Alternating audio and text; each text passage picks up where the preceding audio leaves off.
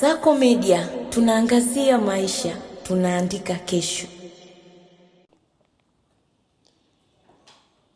Kwa kuwa sisi sio watendaji, mbunge wala diwani sio mtendaji wa kazi za kila siku.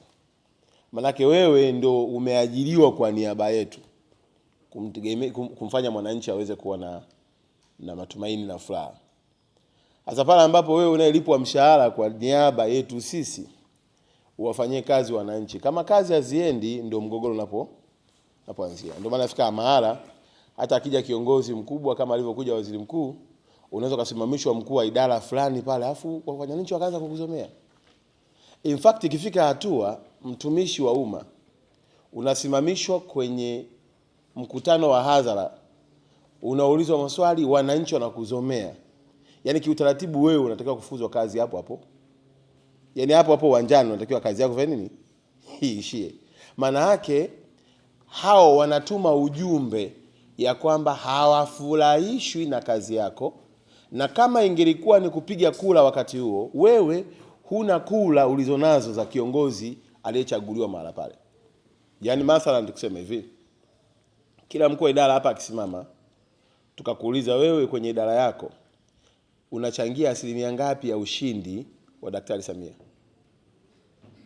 Yaani tukikuchukua wewe na idara yako, performance yako, tukaenda kuambia wananchi kwamba huyu ndio mkuu wa idara fulani.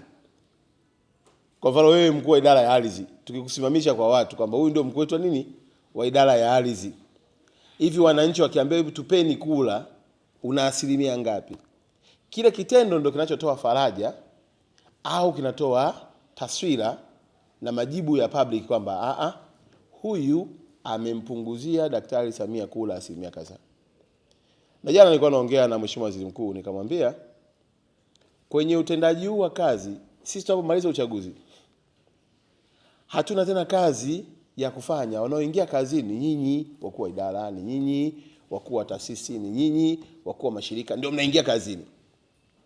2030 sisi tunapoenda tena kuomba kura kwa wananchi, nyinyi hamuombi kura. Sisi tunaenda kuomba kura. Sisi tunaenda kueleza yale mlioyafanya kwa miaka mingapi? 5 kwa niaba ya kwetu. Namna tunavyokubalika kule ndivyo ambavyo mlivyotutengenezea ushindi au kushindwa. Kwa tukienda kule tukakataliwa, maana yake kazi yenu kumbe kwa miaka 5 ilikuwa haiongezi ushindi wa chama chetu. Na hapa nimesikia mnanitambulisha tu, wewe umesahau mimi neki. Nimani tumeelewa. Kwa hapa pia mimi na interest za chama. Kwa sababu nimepigiwa kura na wabunge wote.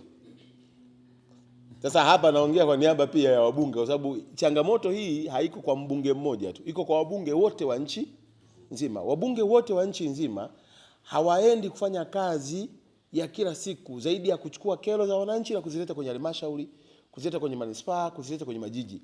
Watendaji wa kwenye majiji ndio wanaoweza kufanya wabunge hawa wakaendelea kukubalika au kukataliwa. Sasa mimi nitakuja kuwauliza leo, hivi nyinyi mnataka mimi kazi yote niliyoifanya kwa mwaka mmoja na ushindi tulioupata na hamasa iliyokuwepo, hivi mnataka tena nikienda kule mtaani nikataliwe?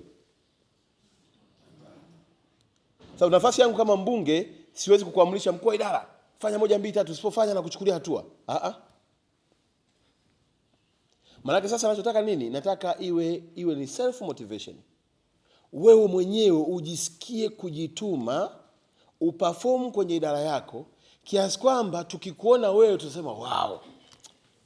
Fulani. Tukisikia kuna uhamisho tunaumia. Yaani uhamisho pekee tunaobaki kufurahia ni wakupandishwa nini?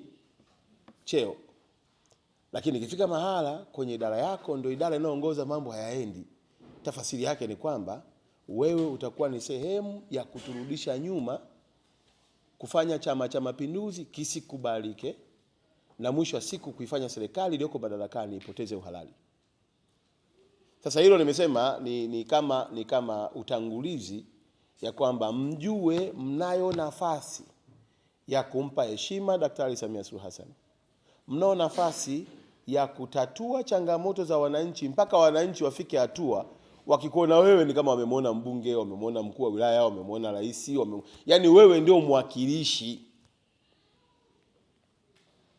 Na tukifika kwenye hatua nina uhakika wananchi hawa ni waelewa.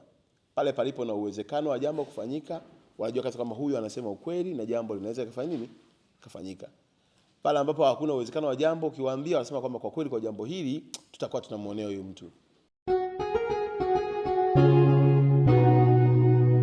Kasako Media, tunaangazia maisha, tunaandika kesho.